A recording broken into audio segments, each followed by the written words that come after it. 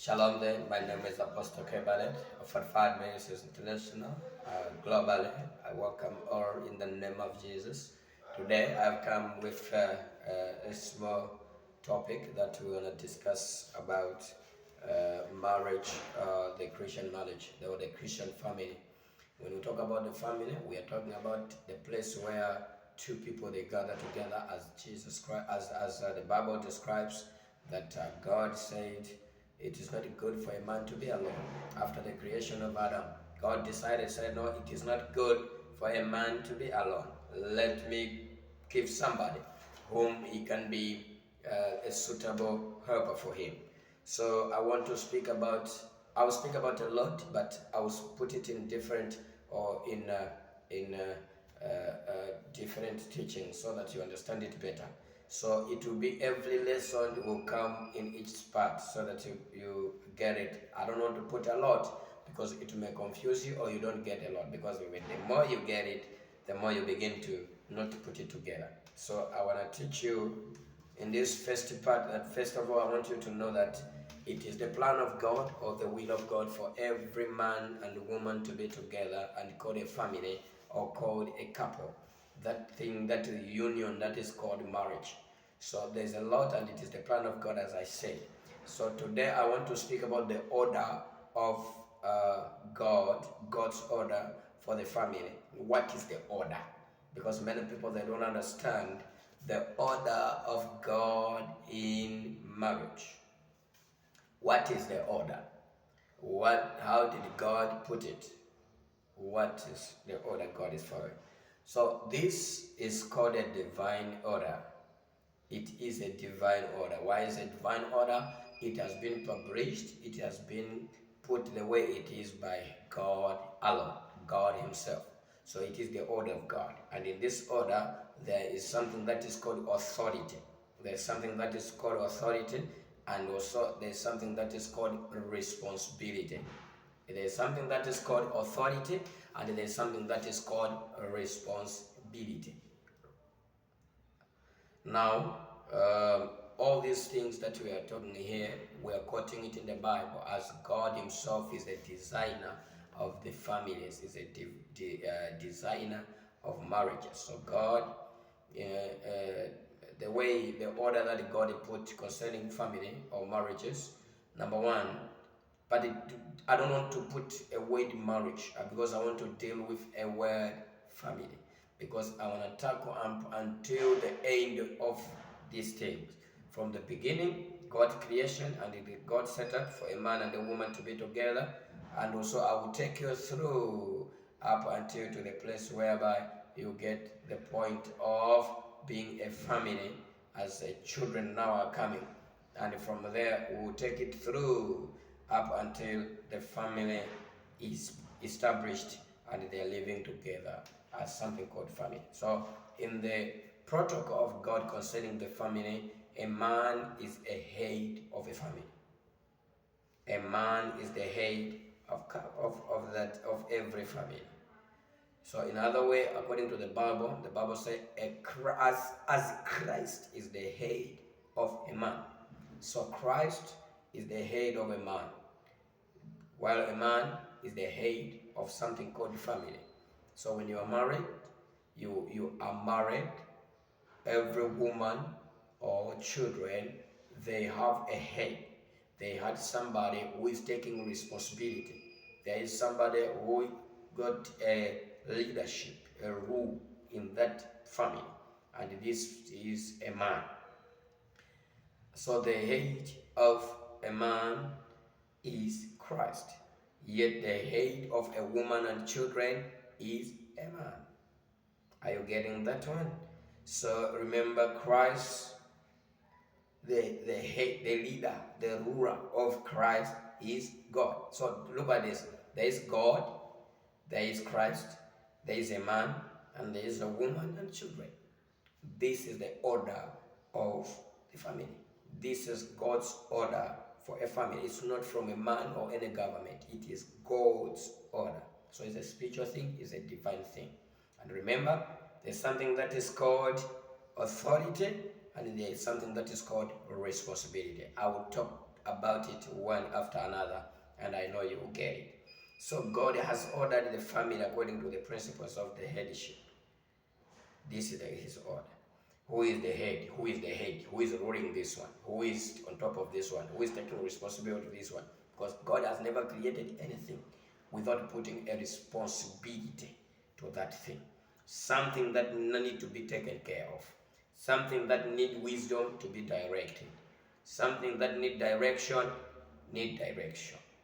So each member of the family lives under the authority of the head,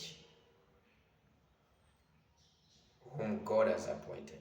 So remember, as I said, when you talk about the family, let's start it from God. God, Christ, man, woman, and children. So the order of God is that everybody in the family must live according to the leadership of the head.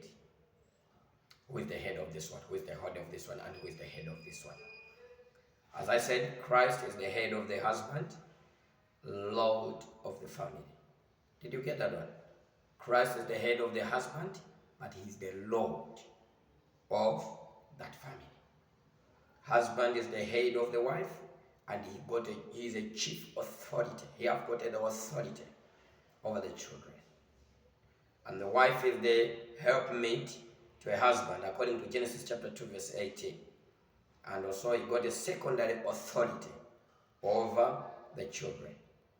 And when we see the children in the order, we see the children be obedient, having under the leadership of a woman, a man, and the Christ, and even God.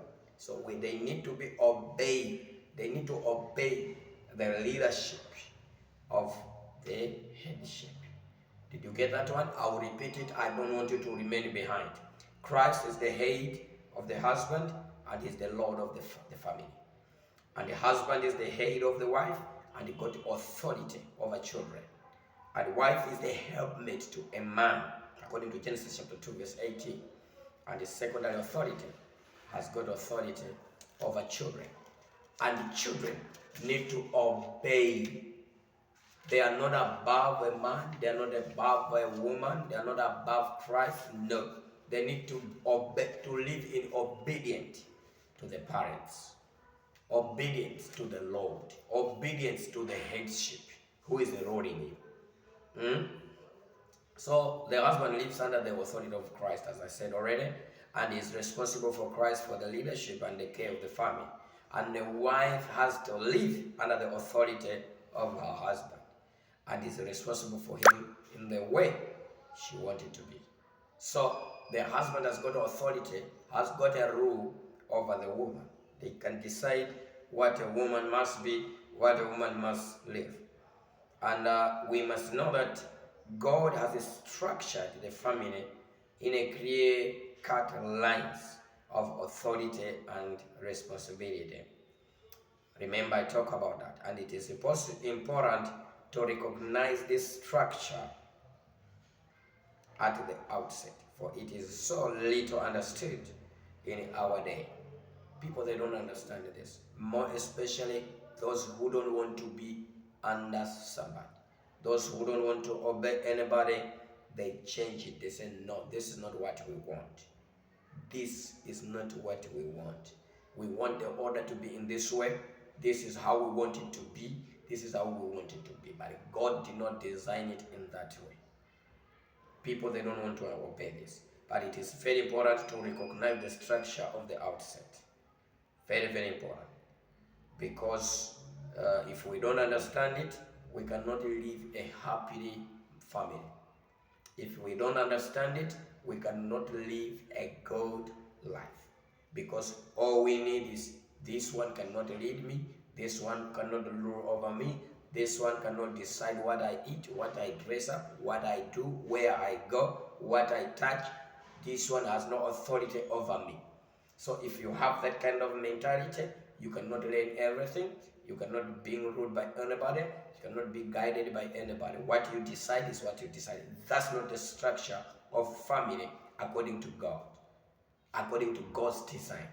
God designed that everybody must be ruled under. Remember, God, Christ, man, woman, children.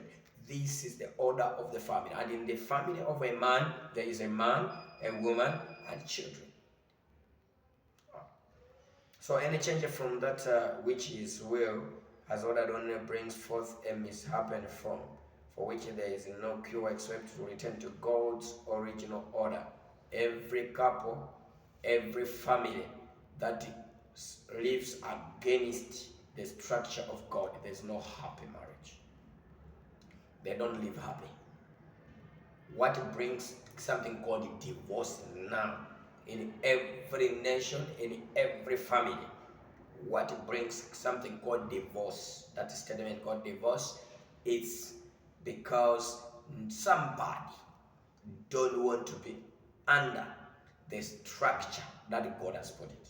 Somebody don't want to listen to another. Somebody don't want to obey to another. Someone don't want to be under someone. So because of those things, that's what brings misunderstanding, and that's what breaks marriages.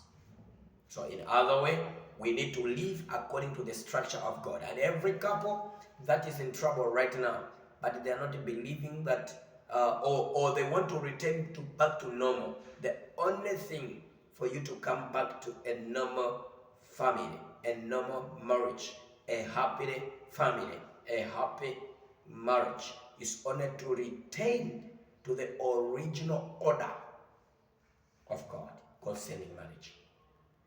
Children, obey your parents. Wife, listen to your husband. He's your head. Husbands, put Christ as the head of you and also allow him to be the Lord of that family. And Christ, he got God already.